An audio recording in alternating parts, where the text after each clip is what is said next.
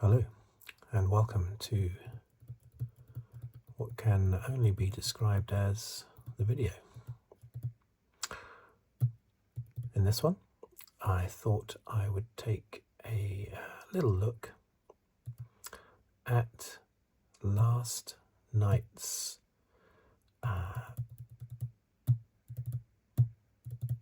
75th anniversary F1 season launch live extravaganza razzmatazz at the O2 Arena in London. I don't normally release videos unless they're post-race videos. I don't normally release videos midweek, but I thought I would this time just to keep this one fresh.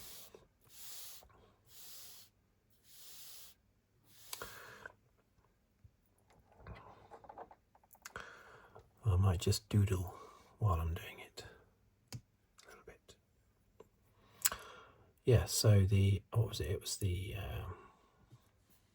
build as the live F1 75 season launch. Basically, I think it's just called F1 Live. So I do a little maybe a big picture. Just, I don't know.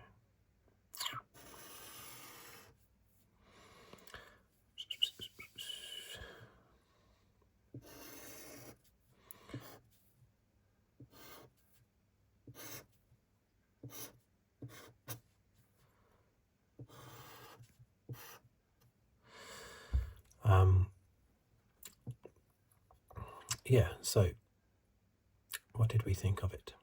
I thought it was a good idea. Let me just make sure this is in focus. My usual routine, I have to make sure it's in focus.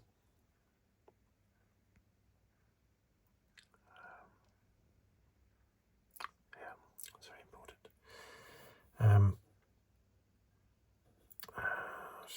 Hang on a minute, let me just... Maybe if I go...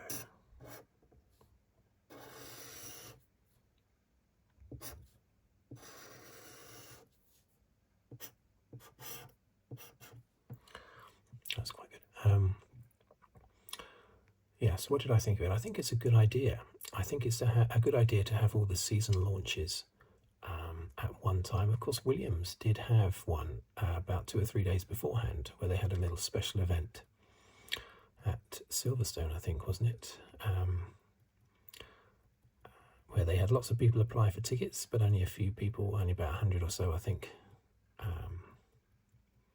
got into the hangar to see the reveal of the Williams 2025 F1 car, but not in the livery it's actually going to race in. But that's always the way, isn't it?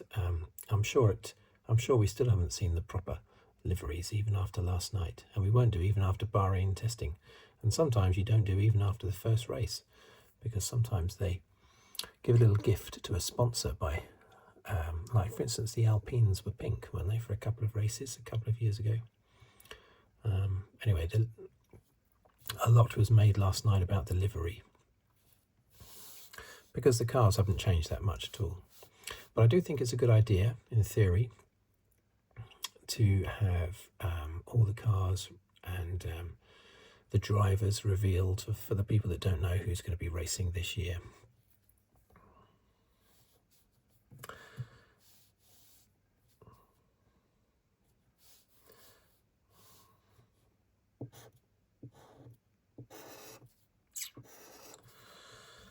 Let's see now. Where am I going to go with this one? That needs to go further. Down like that. 70. And then we're going to go.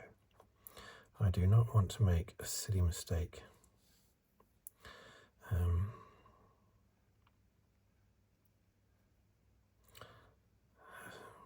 We have to do it.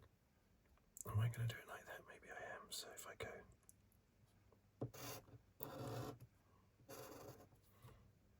This will be the inside bit. There we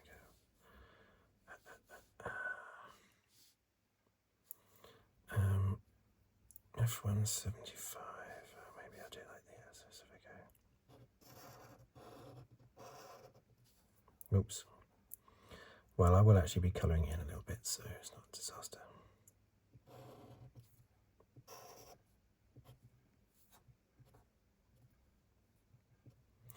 So, in fact, I'm going to colour this one in black just because I made that little mistake. Yeah, so what did I think of it? It's very, very noisy and very, very bright. I'm not into nightclubs, and I did used to go to nightclubs when I was younger. I used to get dragged there by friends, but I never liked them. I was just going there just because that's what my friends wanted to do. So, but I never liked them in my 20s, and this felt very much like that. I mean, there would have been people staggering out of the O2 arena, feeling they'd just been punched by Mike Tyson. In fact, at one point I thought there was going to be Team Mike Tyson or Team Muhammad Ali or something was going to walk out onto the stage. The amount of noise and lights and razzmatazz. It was like a boxing match.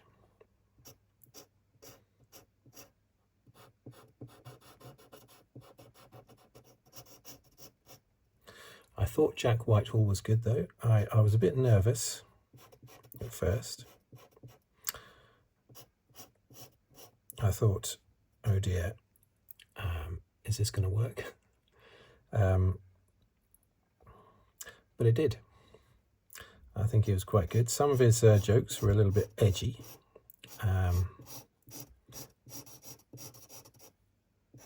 Nothing wrong with that. I mean, if they'd had Ricky Gervais doing it, I love Ricky Gervais, but Ricky Gervais would have started commenting on the whole Horner affair, wouldn't it?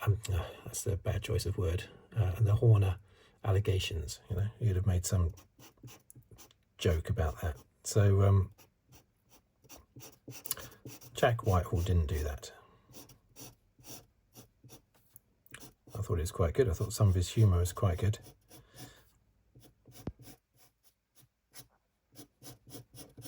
Tough thing to do. I thought it was going to be someone, I don't know, like David Croft or maybe one of the guys from the Channel 4 coverage. I was a little bit surprised that it was just someone completely left field. I would have never guessed, I don't think anyone would have ever guessed in a million years that Jack Whitehall was going to be doing it. I've never seen him in any of the races, at any of the races. I had no idea he had an interest in Formula 1. Maybe, of course, he doesn't, and he's just a professional and just came across like he did have knowledge. Maybe he watches Formula 1, I'm not sure, but he did know about a lot of things, like the scrap between Russell and Verstappen, things like that. He would have been well informed. If he wasn't into Formula 1, then he must have been very well filled in with lots of information beforehand. I thought he was quite good.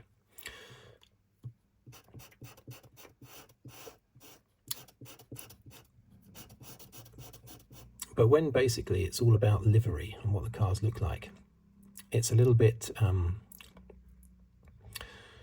too much razzmatazz, too much noise for what it was. Also, the liveries were pretty much identical. I mean, as opposed to last year's blue car, the Williams was blue. As opposed to last year's green Sauber, the Sauber was green. And the white RB from last year was white this year. You know, the McLaren orange and black, just like last year. So difficult to get too excited. I like the fact that each team seemed to be allowed to produce its own, I assume they were anyway, their own little segment in the build-up, which I thought was a bit like in the Olympics, where the next host gets 8 minutes to showcase the new city for the new Olympics the following, 4 years later. I thought it was a little bit like that, which is okay.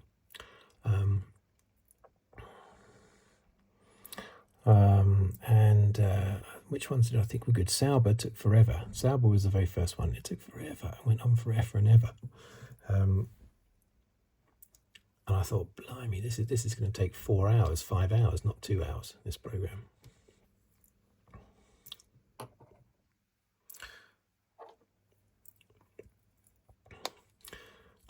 I thought that James Vowell, there was a couple of team bosses, team principals that really took it on. James Vowell was great as a presenter. But he took the microphone and he was chatting a lot about the Williams car. And that was great. And the other one that did that, of course, was Christian Horner. And I thought he was very brave going up on stage. He got booed immediately. And it looked like he was about to retaliate. Because he said something like, he started to say, is that, and then he said, it's great, nevertheless, it's great being here. So he was about to bite back, I think, at the booing and stopped himself, fortunately, because it was live.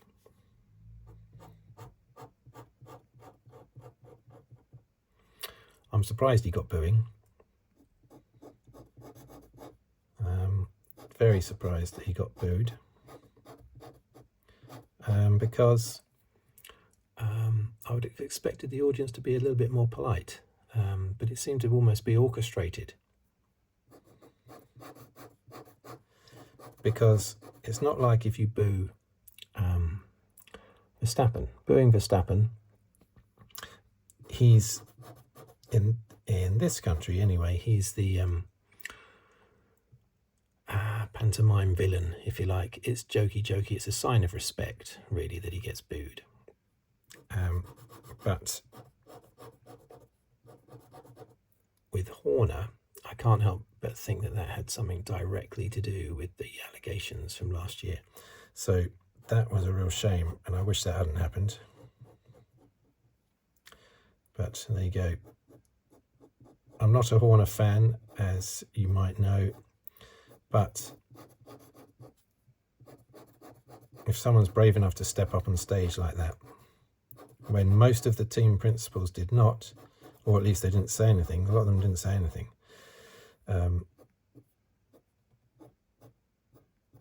he was brave enough to get up there and make a little speech. So I applaud him for that, even though I'm most definitely no Horner fan. Strangely, there was no chit-chat from the Red Bull drivers. I think they were the only team that didn't do any chat at all on the catwalk? I think they were. Maybe there was no time, or I don't know. But for whatever reason, all the chat was done by Horner beforehand. And by the time the drivers came out, after a very long-winded Red Bull sketch, just like Aston Martin's one, very inventive. Red Bull and Aston Martin had very imaginative intros,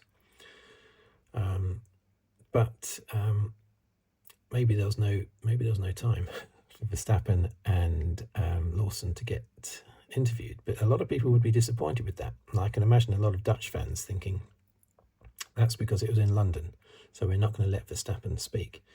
I think it would be more likely the other way around, that Verstappen didn't want to speak. But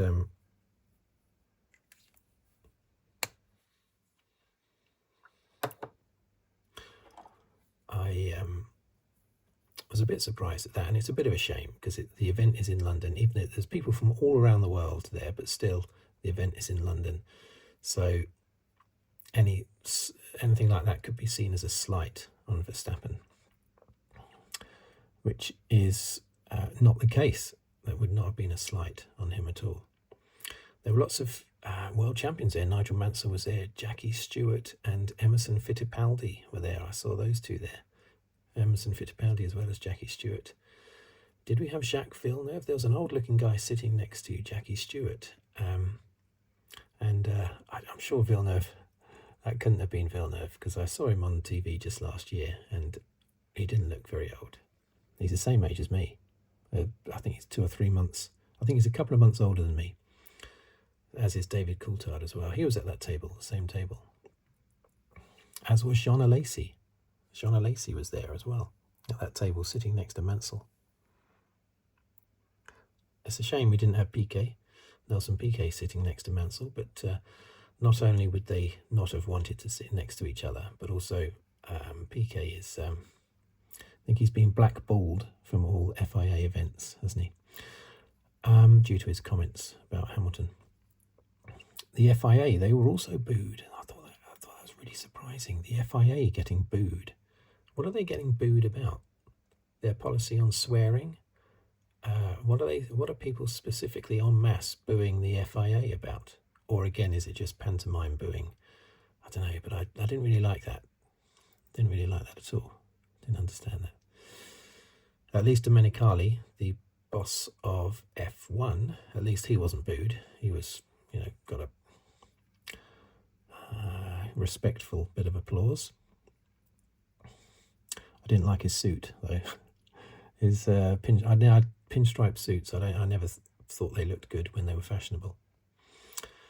Which team do I think had the best intro? Or I think probably it's between Ferrari and McLaren. The best graphics, anyway. The best graphics were definitely both McLaren and Ferrari.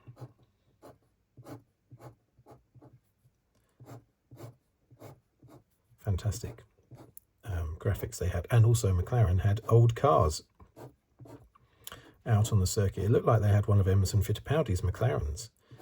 It's a shame Emerson Fittipaldi didn't get up on stage and climb into it for old time's sake. 72 and 74 world champion, sitting at the same table as the 69, 71 and 73 world champion. Amazing. They were fighting for the championship back when Niki Lauda was just trying to get into Formula One.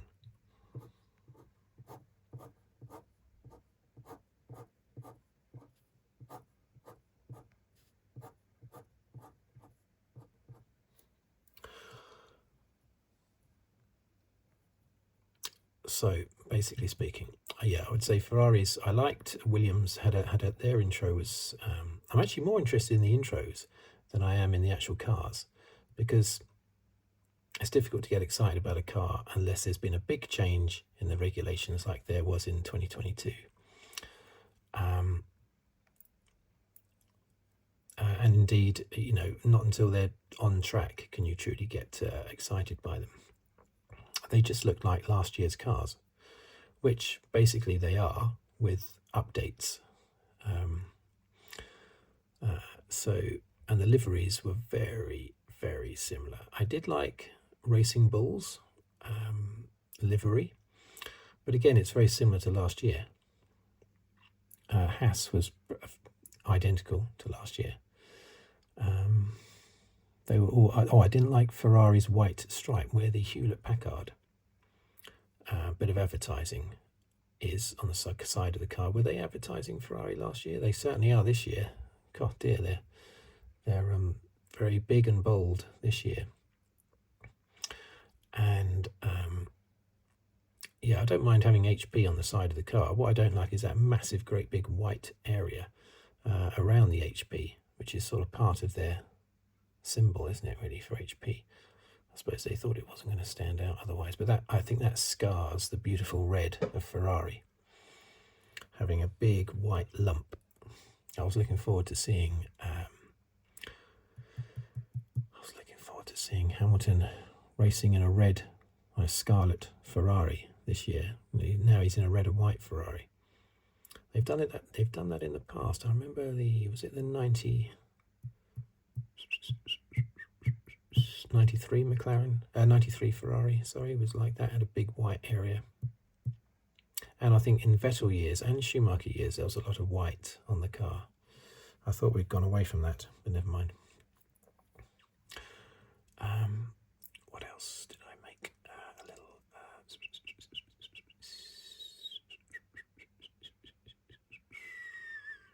Oh yeah, I was thinking about the order. If you are a team, right, would you want to, say you're at the team at one end, so in other words, either McLaren or Sauber, would you want to be the first out or the last out? Now, typically what you would do in this sort of situation is you would build up to a crescendo at the end of the 2 hours, and the best would be left to last. The problem with that is that by then people are worn out, and it's yet another car. When McLaren came out, it's yet another car. Oh, it's the last one. Thank goodness for that. Whereas, graphics, whatever. But whereas with Sauber, everyone would have been paying close attention because it's the first one. What's going to happen? What are the graphics going to be like? What are these screens going to look like once the graphics for the team is plastered all over them? What's the car going to look like, so it's difficult to know. I don't know. If I was McLaren or if I was Sauber, would I want to be the first one up or the last one up? I think I'd want to be first, to be honest. And maybe that's good, that the lesser teams get, or I should say not lesser teams, I should say the teams that finished lower last season, they get that initial energy from the audience, which is probably lacking 2 hours later. So it's probably fair from that perspective.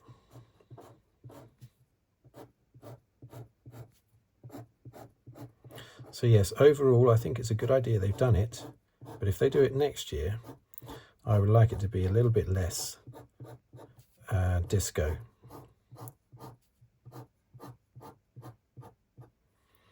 There was some quite aggressive music. I didn't mind Take That being there because that's quite generalised pop music, but there was some sort of hardcore, quite aggressive music that I didn't personally like. But I mean, a lot of people would like it, so I can't really complain about that, can I? What else did I have? Yeah, there was a lot of hype, wasn't there, for Sauber? They only scored, 4 points last year? And the amount of build-up to their car coming out, I'm sure it's more than any other team. But yeah, good for them. They've got the Audi connection now, so they have got optimism going forward, as have Aston Martin, of course, with Adrian Newey. Okay, so I think that might be all of the things I was going to say on it. So, as I said, my number one thing to take away is, yes, it's a good idea, but maybe a bit less noisy and bright next time. But that might be what everyone wants.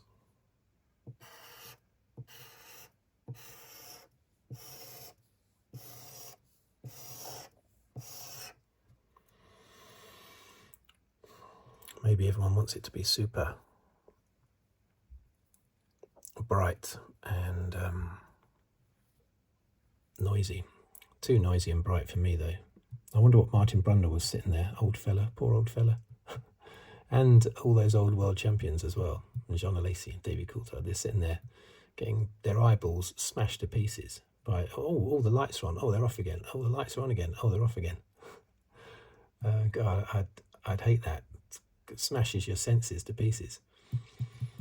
Strobe lighting and constant flashing in your face all the time. Dearie me. And then a lot of people wouldn't have been able to see the cars clearly, because when the cars came out, there were always people walking down the side of the cars, either playing drums or pretending to be racing drivers or something. And that's, of course, blocking the view for the audience of the car, which I thought was a bit strange. That was very strange. They would interfere like that with the view of the car for some of the audience.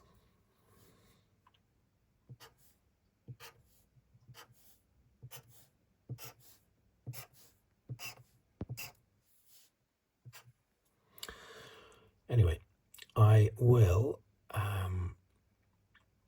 leave it at that, I think. So this was just an impromptu video that I just decided to quickly record, and I will release it today.